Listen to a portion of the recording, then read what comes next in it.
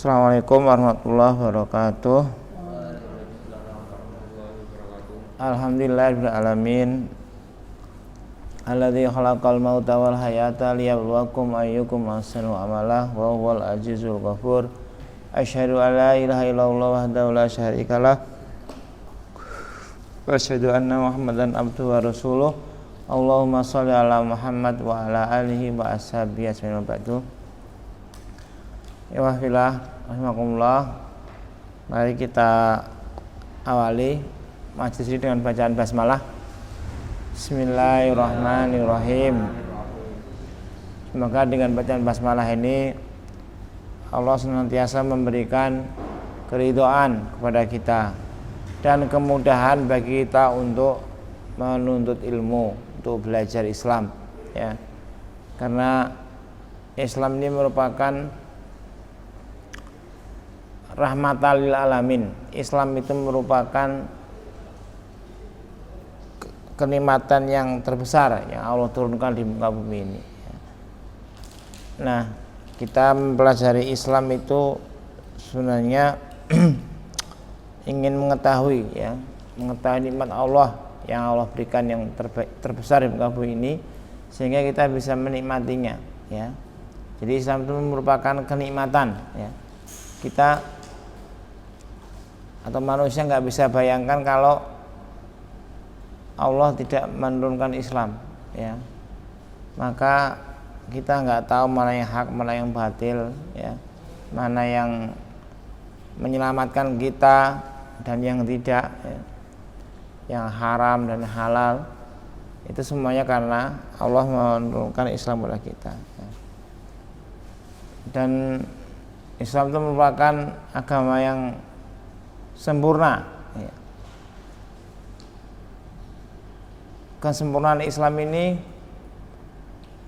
menunjukkan bahwa Allah sangat sayang kepada kita, ya. Nah, cuman memang harus diakui bahwa karena keterbatasan pengetahuan, ya, keterbatasan pemahaman tentang Islam membuat banyak orang yang salah paham dengan Islam, ya. Sehingga Islam itu seperti sesuatu yang berat bagi kehidupan manusia, ya. Islam itu seperti membatasi, ya. Islam itu seperti manusia tidak bisa bebas. Nah, begitu. Saya ingin ungkapkan apa yang dikatakan oleh salah satu panglima perang, ya, Islam, Rib'i bin Amir, ya.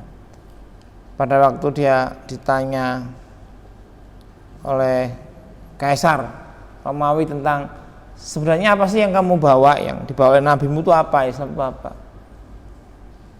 Karena yang bertanya itu penguasa, dia jawabnya Islam itu membebaskan manusia dari perbudakan sesama manusia. Nah, jadi ini kalimat yang sangat sederhana, maknanya luas, ya. Karena sesungguhnya begini, manusia itu kan hamba Allah, Abdullah, ya. Yang namanya hamba itu berarti di situ manusia sebagai bahasa kasarnya budak, ya, hamba Allah SWT.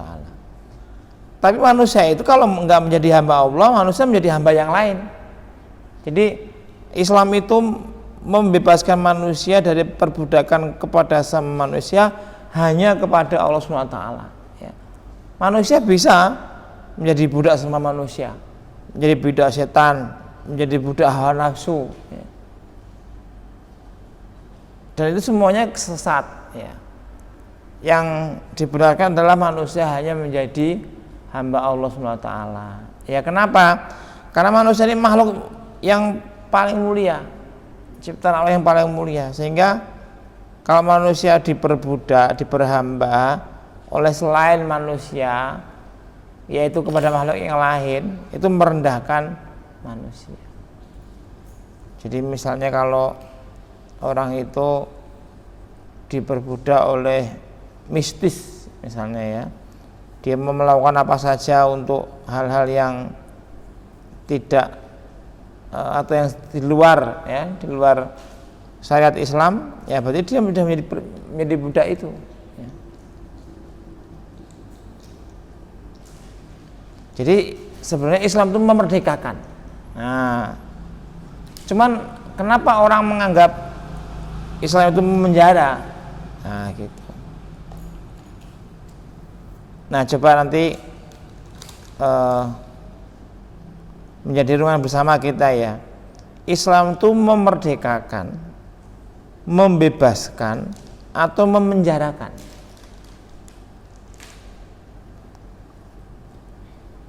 Mungkin masih banyak yang berpikir bahwa dengan menjadi orang Islam yang soleh itu, yang taat itu, membatasi gerak, tidak bebas. Benar nggak gitu?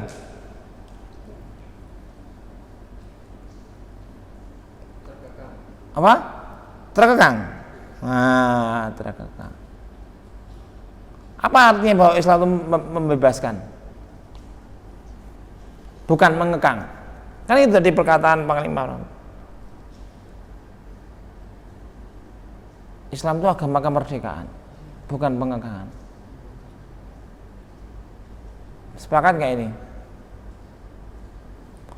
Kalian dengan menjalankan syariat Islam merasa terkekang atau malah merasa bebas? Coba. Gimana? Merasa terkekang atau merasa bebas?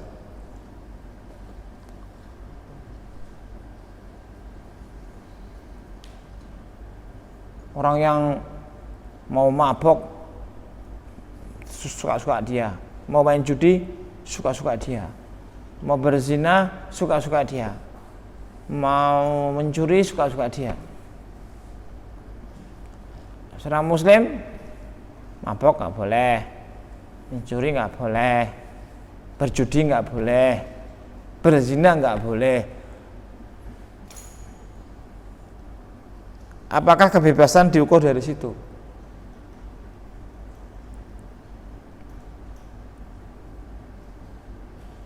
Ini yang aktif di masjid nih, masjid, sama remaja yang nggak pernah ke masjid. Kalian apakah merasa lebih bebas?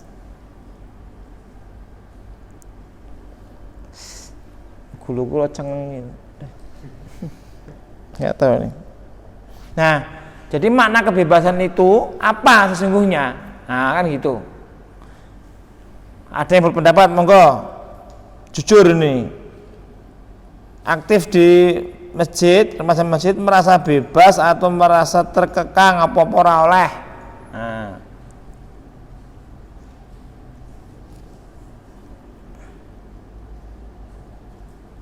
Gimana?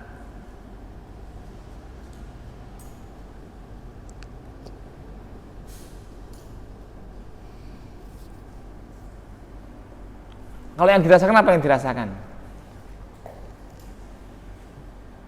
What's your feel about Islam? You're free?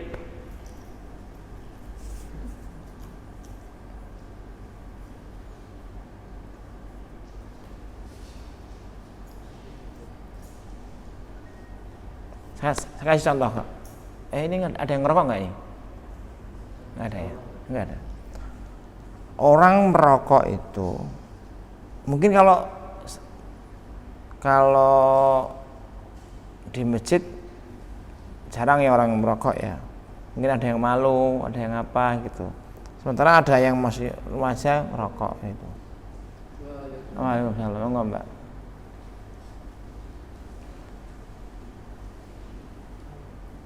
Orang yang merokok itu orang yang merdeka bebas atau orang yang terkekang?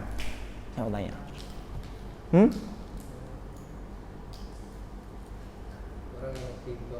Apa? Orang yang bisa merokok di mana saja itu orang bebas atau orang terkekang? Bebas? Ada yang udah bebas? Kenapa bebas? Suka-suka dia?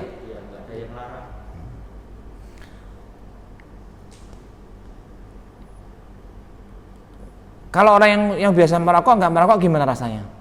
Kata-kata, hah? Spo, blangkemen. Nah.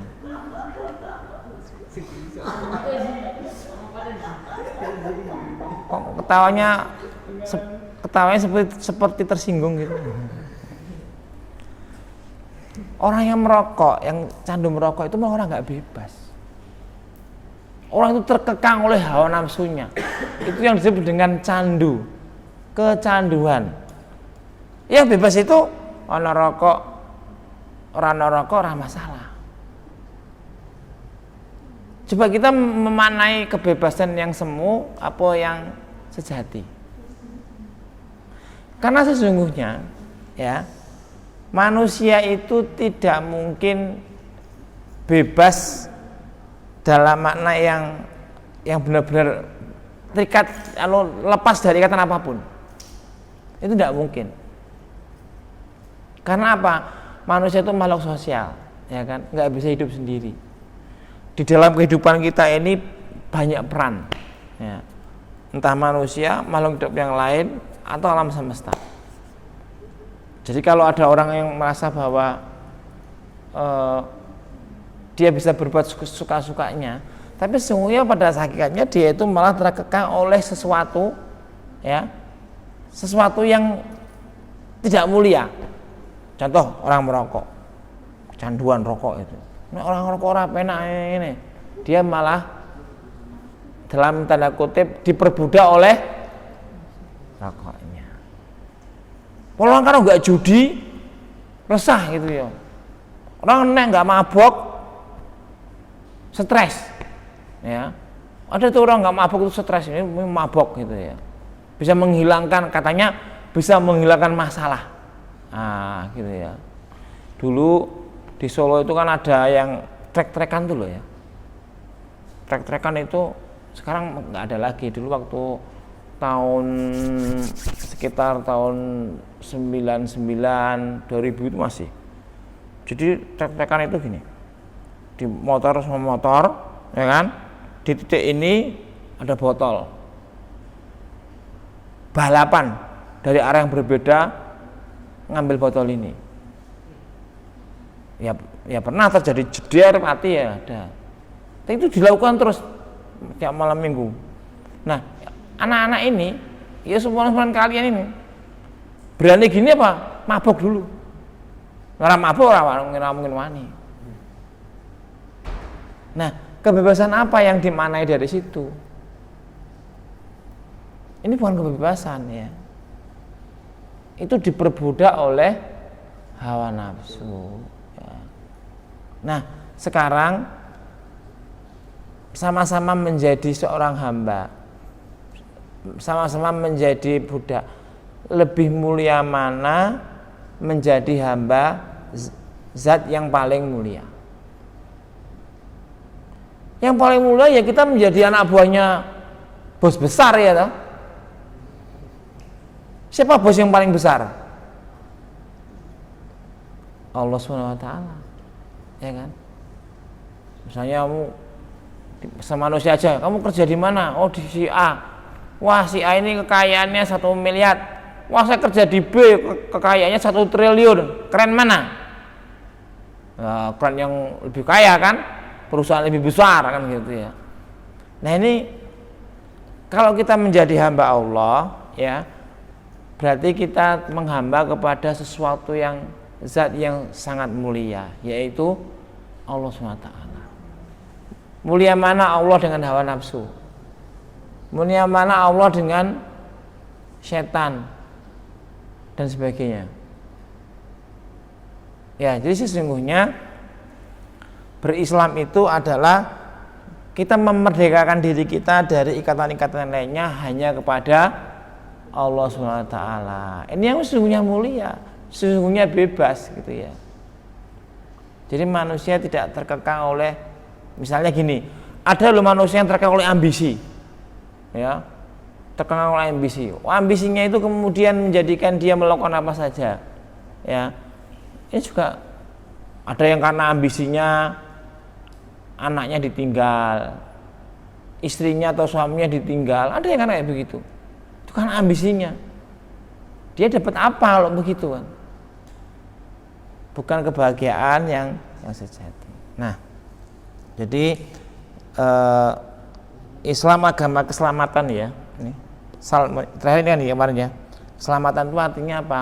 Menyelamatkan kita dari penghambaan kepada sesama manusia. Rugi kita menghamba kepada sama manusia, lawang derajatnya sama. Yang sering terjadi itu adalah perbudakan manusia kepada manusia lain. Karena apa? Dia punya uang banyak. Dengan uang dia menganggap bahwa yang lainnya lebih rendah darinya. Dia punya jabatan, punya kekuatan politik, punya kekuatan apa, menganggap yang lainnya di bawahnya. Itu penghambaan sama manusia. Tidak membawa keselamatan. Agar kita selamat, kita hanya mau diperintah oleh Allah SWT. Ya, artinya kalau ada perintah-perintah yang lainnya yang bertentangan dengan perintah Allah, maka tidak perlu kita taati. Nah, gitu. Misalnya yang perempuan, ya,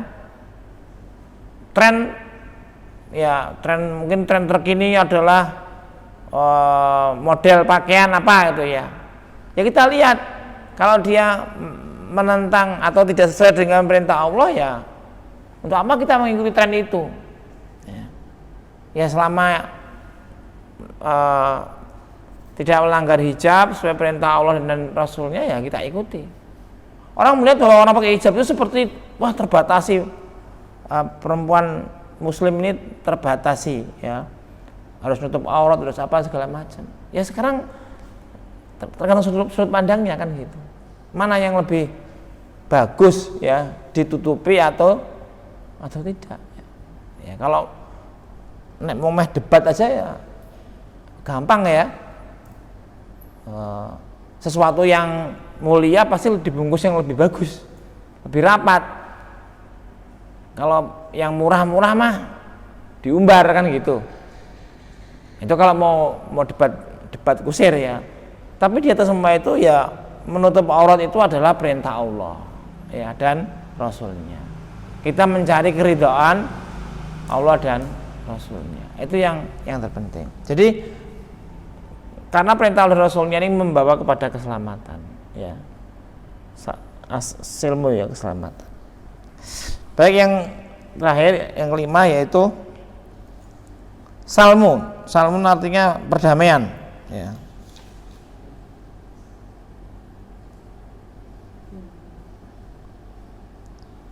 Tolong dibaca surat 47 ayat 35. 47 ayat 35.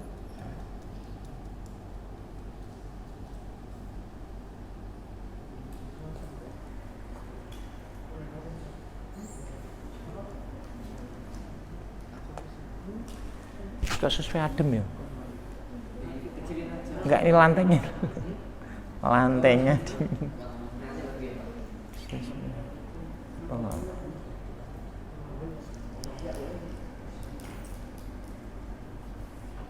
dingin.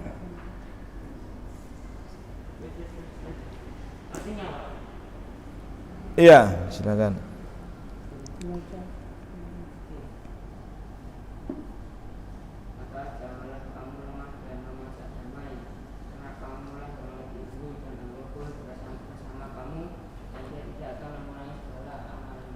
Ya, jadi makna salmu itu adalah damai di 43. Fala tahinu wala tadu ila salmi, maka janganlah kamu lemah dan mengajak damai, karena kamulah yang lebih unggul dan Allah beserta kamu dan tidak akan mengurangi segala amalmu. Ya, yang kita lihat ya di ayat ini, Al-Quran menyebut kata salmi, ya salmu itu dikata damai. Jadi akar kata Islam, ini kan akar kata Islam ya, salama. Islam itu dari kata salama, salmu dan salamu, salmu ya. Salmu artinya damai ya, diartikan damai. Islam itu agama perdamaian. Nah, di ayat ini ada syaratnya nih kalau berdamai ini ya. Janganlah kamu lemah dan mengajak damai, karena kamulah yang lebih unggul dan Allah pun beserta kamu dan tidak akan mengurangi segala amalmu. Jadi yang pertama dari ayat ini ya, kata salmo itu artinya damai, perdamaian. Lalu bagaimana perdamaian dalam Islam? Perdamaian dalam Islam itu bukan karena umat Islam itu lemah. Janganlah kamu lemah dan mengajak damai. Jadi nek gelut kualah itu toh damai ya itu. Itu bukan filosofi perdamaian dalam Islam.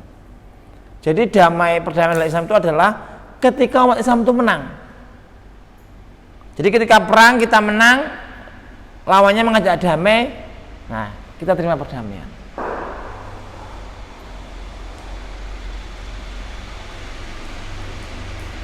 Dan ini yang nggak boleh apa?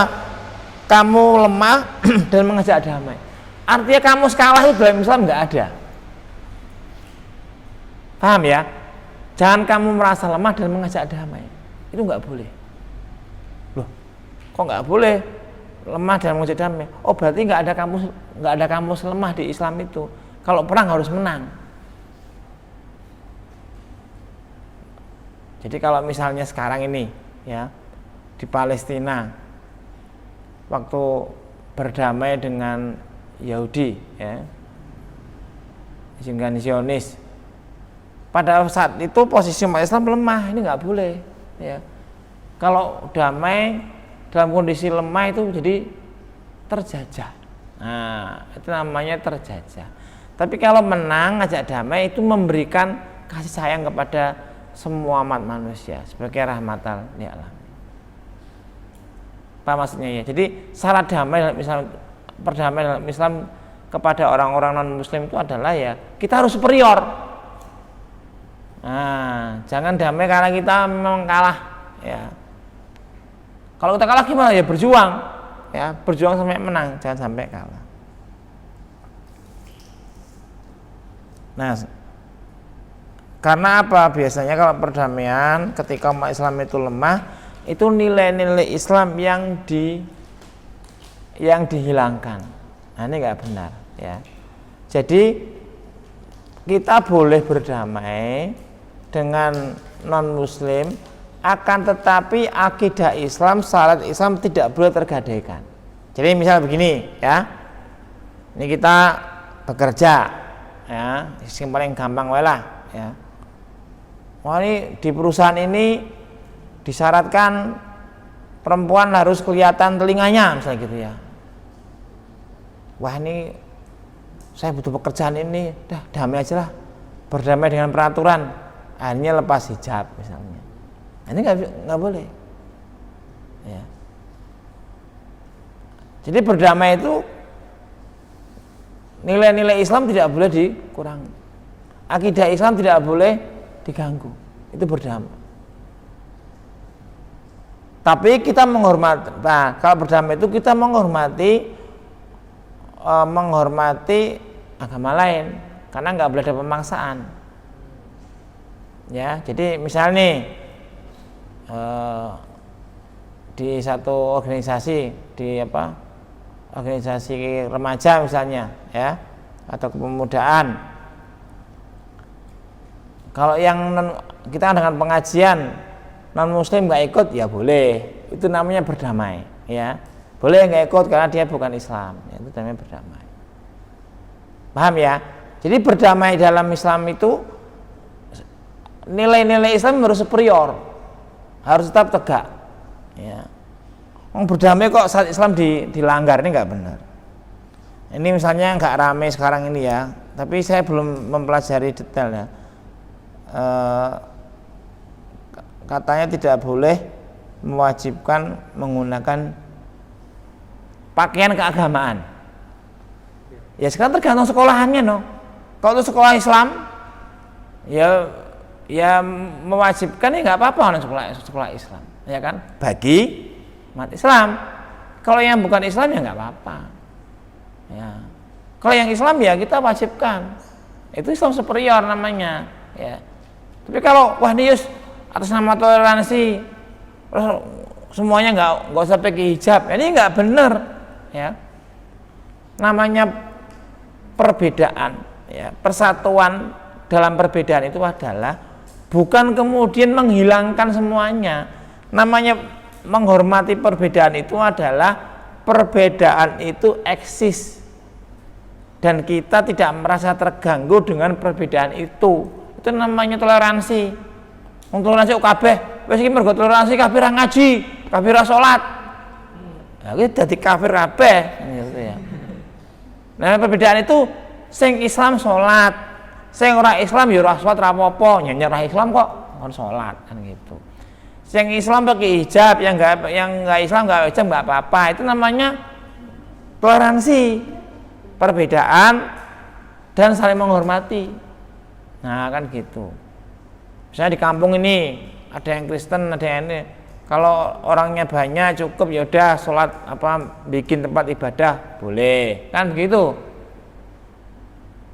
Islam juga boleh. Oh, kemudian toleransi nggak boleh adzan pakai mic karena mengganggu yang lain, ya nggak benar. Saat Islam itu adzan kok memanggil orang di rumah-rumah di mana-mana untuk sholat. Nah, jadi sekarang ini harus hati-hati dengan istilah-istilah ya. Ada kata-kata toleransi, menghormati perbedaan dan segala macam, tapi malah menghilangkan perbedaan itu sendiri, nggak benar juga. Ya kita harus menghormati perbedaan, entah suku, agama dan sebagainya. Tapi menghormatinya ya harus eksis, ya nggak boleh. Ini kalau kita tinggal di sini kan rata-rata orangnya sama ya, wong Jawa ya. Saya dulu pernah tinggal di tempat yang heterogen, ya. Rumah saya sebelah rumah saya itu orang Padang, ya. Sebelahnya lagi itu orang Palembang, ya. Terus lagi ada orang Batak, gitu ya. Nah, itu makanannya, kebiasaannya beda-beda. Ya kita nggak usah tersinggung, ya. Batak ngomong buyanter, wah, gitu ya. Ya memang mereka bahasanya begitu. Nah, terus nek wong Jawa kan nek manggil orang tua ya sebut bapak ibu. Ada itu loh orang yang manggil orang tua manggil namanya. Bule-bule itu kan manggil si istri manggil suaminya ya nggak pernah mas atau pak, manggil namanya dan sebagainya itu ya.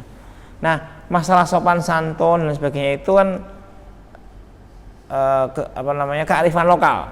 Ya, jadi relatif gitu ya. Nah, jadi perdamaian di situ adalah ya menghormati hak-hak orang lain tanpa boleh mengurangi syariat Islam. Ya, jadi perdamaian yang tidak menghilangkan syariat Islam. Ya kita damai. Ya. Ya, Alhamdulillah.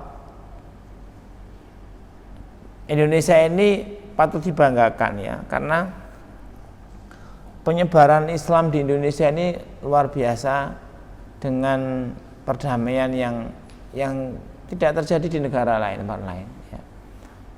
Kalau antum belajar sejarah ya, Indonesia kan dulu Hindu Buddha, ya kan? Sebelumnya animisme, dinamisme, ya, terus Hindu Buddha, kemudian Islam. Berbaliknya ke Islam itu tanpa peperangan, ya kan? Berdirinya kerajaan Demak itu bukan menaklukkan yang lainnya. Begitu Majapahit runtuh, ya. Tapi Majapahit ini memang sudah mulai Islam itu masuk, ya, sudah mulai masuk. Maka Raden Patah, Raja Demak pertama, itu kan keturunan Majapahit. Ini tahu sejarah ini enggak?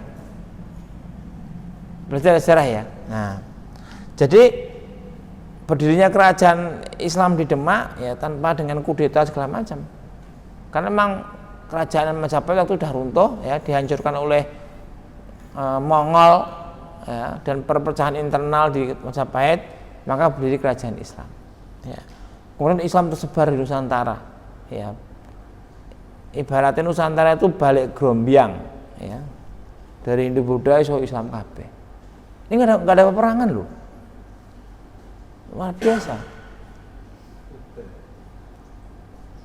Pada masa Rasulullah SAW ya,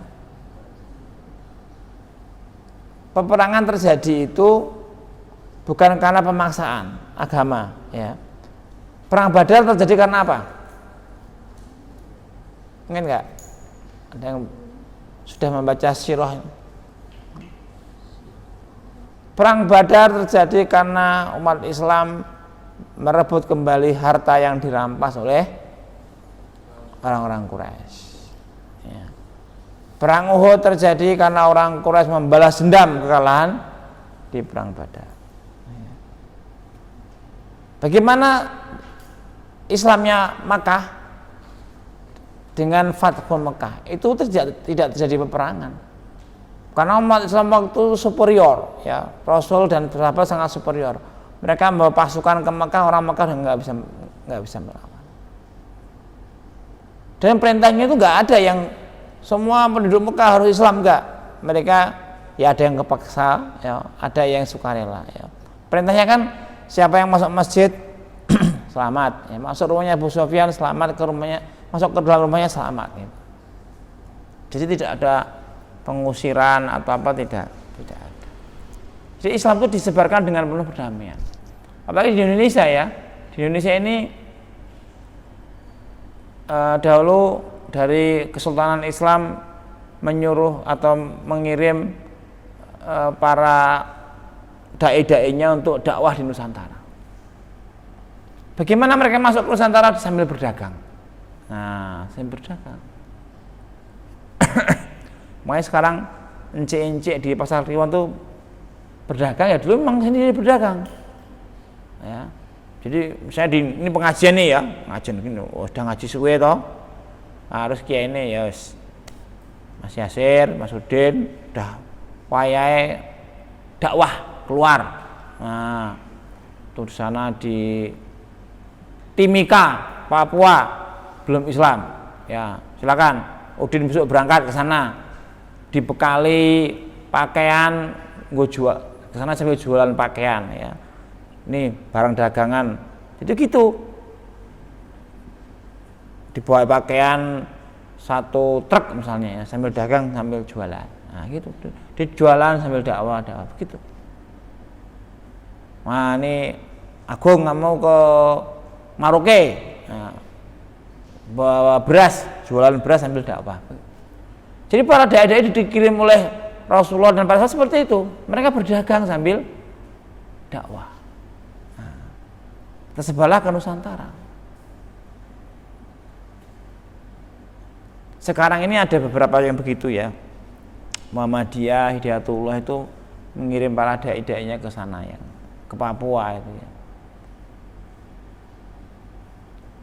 Para wali songo itu kan ada orang dari Turki ya kan, dari Yaman ya. Sing asli Jawa kan Sunan Kalijaga ya, lainnya dari sana. Mereka berdakwah karena mereka saudagar, dakwahnya ulet ya, bagus kan, kaya ya, saudagar. Akhirnya karena kaya ya Minang anak raja dikasih ya kan. Nah, Minang anak raja dikasih, terus nikah dengan putri raja, enak. Sambungan dari putri raja, akhirnya bisa berdakwah ke istana. Berdakwah ke istana, akhirnya istananya para pejabat istana masuk Islam. Tidak seperti itu. Semuanya dengan perdamaian. Nah, nanti kalau kita pengajian seperti ini ya bagusnya begitu. Ya. Ini nanti ada yang ngurusi TPA, ada yang ngurusi ini. Jadi majelis taklim itu produktif ya, dan menghasilkan pengusaha-pengusaha yang besar ya, karena mereka rata-rata berdagang. Memang kata Nabi, rezeki itu yang paling banyak sumbernya dari berdagang kan.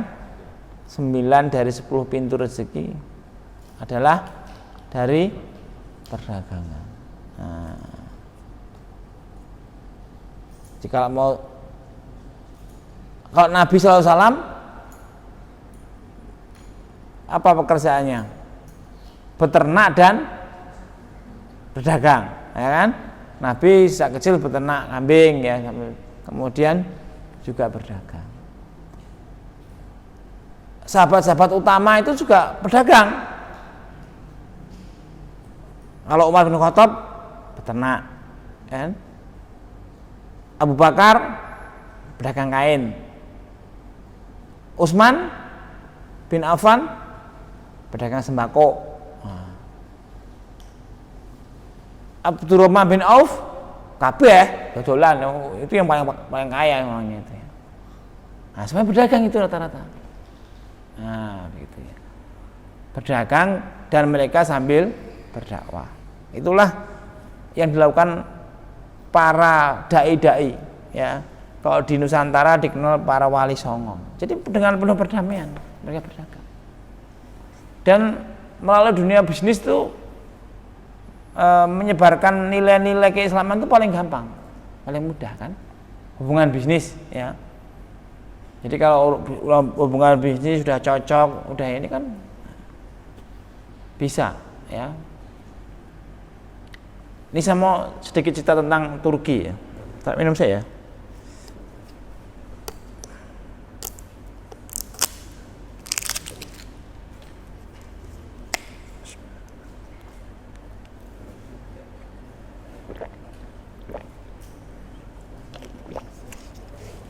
Kalian tahu negara Turki, tahu ya? Tahu nggak? Apa yang kalian tahu tentang Turki? Sebutkan apa yang satu kata, satu kalimat. Apa yang kalian ketahui tentang Turki? Ayo, masih Erdogan. Sorry.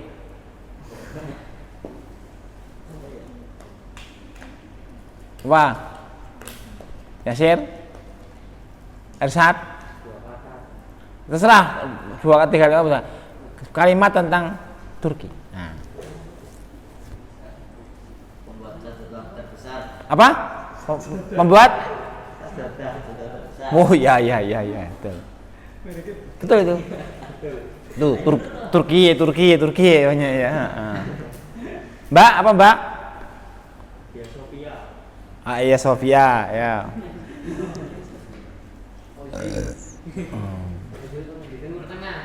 Timur Tengah? Ya bukan.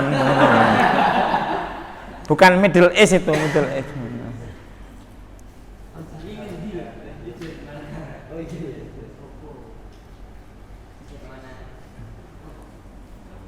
Ada sudah Hagia Sophia. Hagia Sophia itu dulu gereja, sekarang masjid ya. Erdogan pemimpinnya. Apalagi Turki itu ada Istanbul. Istanbul itu tempat yang disepakati oleh semua orang, tempat yang paling strategis di dunia itu Istanbul, tengah-tengahnya dunia. Nah, sebenarnya yang penting di sini yang saya sampaikan adalah Turki dulu adalah kesultanan Islam Utsmaniyah terakhir, ya. Kemudian menjadi negara yang sangat sekuler, ya. Saking sekulernya itu azan nggak boleh, pakai hijab nggak boleh. Bahasa Arab, pelajaran agama Islam dihapus dari sekolah-sekolah. Itu sekuler banget. Ya. Sekarang menjadi negara Islam yang paling kuat. Hijab yang dulu dilarang, wah sekarang udah banyak tokoh-tokoh pejabat-pejabat pakai hijab. Dulu agama Islam dilarang diajarkan di sekolah-sekolah, sekarang banyak beasiswa untuk sekolah-sekolah madrasah. Ya. Gimana cara Erdogan merubah itu? Jadi Erdogan itu mengambil para pengusaha-pengusaha. Jadi Islam berkuasa di situ bukan dengan kudeta, bukan dengan perang. Dulu negara sekuler, dikuasai militer.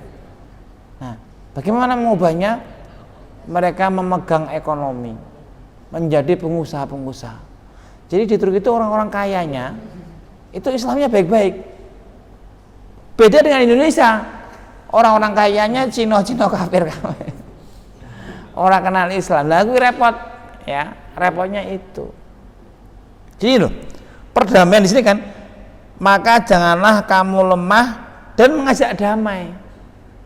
Lah kalau orang Islam nggak punya duit, bawa proposal ke perusahaan-perusahaan asing Cina, itu namanya bukan perdamaian. Itu kita dalam kondisi kalah. Ya perdamaian itu adalah ketika kita megang kekuatan ekonomi, kita bisa melakukan bargaining. Nah itu begitu, perdamaian itu seperti itu.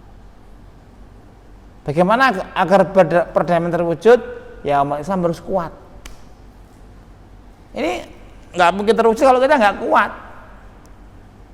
Kekuatan itu ada dua, kekuatan militer atau fisik ya, juga kekuatan ekonomi. Itu yang bisa menggerakkan manusia itu kekuatan fisik ya, militer ya, politik, dan kekuatan ekonomi. Karena manusia itu bisa tunduk dengan dua cara. Pertama dipaksa, yang kedua dikasih makan, kasih memeng, itu dua. Kau nak belum mangkat, tendang, nah, mangkat itu. Atau yang kedua, mangkat tak sangoni, nggih, mangkat. Jadi ada dua itu, ya. Jadi perdamaian itu bisa terwujud jika umat Islam punya dua itu, kekuatan fisik, ya, dan itu kayaknya susah ya, karena kan itu negara, itu militer. Yang kedua kekuatan ekonomi.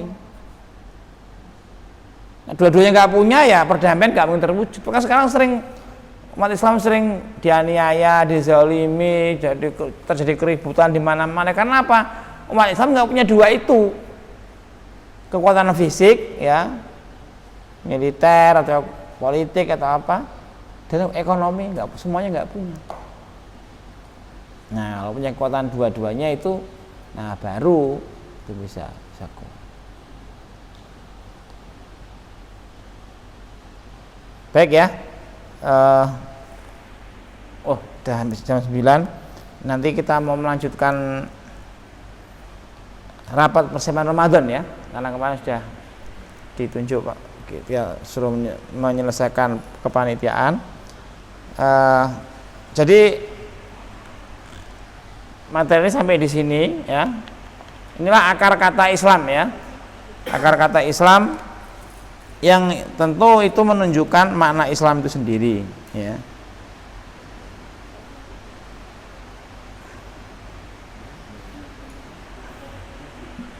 Nah mudah-mudahan dengan materi ini, dengan tema ini, kita memiliki pandangan Islam yang wadih ya. Apa artinya wadih itu? Wadih itu artinya jelas ya. Jangan ada samar-samar, jangan ada keraguan. Jangan sampai tidak merasa pede menjadi remaja Islam, menjadi remaja masjid, menjadi umat Islam. Kita harus pede ya. Ishhadu bi ana muslimin. Nih, saksikan nih, saya muslim. Nah, harus bangga karena makna yang terkandung dalamnya. Dene saiki dunia Islam burung mulya ya. Kita akan insya Allah akan berusaha ke sana. Harus optimis. Rasulullah juga selalu menambahkan optimisme meskipun pada waktu mereka masih kecil, masih lemah di kota Makkah. Diyakinkan para sahabat bahwa kita itu paling mulia, kita akan menguasai dunia dan sebagainya. Dan alhamdulillah terwujud. Ya. Tidak hanya mulia di akhirat, tapi juga mulia di dunia. Ya. Nah, modal bangga, optimis itu yang menjadikan kita beribadah lebih nyaman, lebih tenang, dan menyampaikan syariat Islam itu juga lebih baik ya. Tidak malu-malu ya, tidak malu-malu untuk menyatakan Islam dimanapun kita berada ya. Jadi kalau kalian sedang kumpul atau bermain dengan yang lainnya, saatnya sholat ya sampaikan sholat. Kalau ada yang lainnya berbuat maksiat, ya kita benarkan. Nah sekarang ini ya kita perlu banyak belajar ya. Banyak nilai-nilai Islam yang kemudian belum dijalankan, meskipun hal itu kecil ya. Kalau kemarin saya nyebutkan noto sendal loh ya, itu luar biasa ya. Yang harus kita wujudkan ya, kerapian ya. Atau misalnya begini, di setiap pesta atau acara makan-makan, nek ada wong Jawa ki sosok manganan rada entekne ya. Rumangsane nek entekke kok ketok rakus apa piye gitu ya. Padahal dalam Islam makanan itu harus dihabiskan karena tidak ada kemubaziran. Al-mubaziru ikhwatus syaiton. Mubazir temannya setan ya. Ya bagaimana orang lain pada kelaparan ingin makanan dibuang-buang. Saya masih sering sedih itu kalau acara pesta mantenan atau apa makanan tersisa gitu ya. Orang ngelih rasanya cukup ngono. Cukup sithik wis buang-buang. Nah, itu sangat tidak Islam ya, tidak Islam. Harus nah kalau gitu kita harus bisa mengingatkan ya, karena itu bagian dari kebanggaan kita sebagai muslim. Baik, saya kira itu untuk makna Islam. Insyaallah kita akan lanjutkan di kemudian hari. Kita akhiri bersama dengan hamdalah dalam doa penutup majelis. Alhamdulillahirabbil alamin. Subhanakallahumma bihamdika asyhadu alla ilaha illa anta astaghfiruka wa atubu ilaik. Assalamualaikum warahmatullahi wabarakatuh.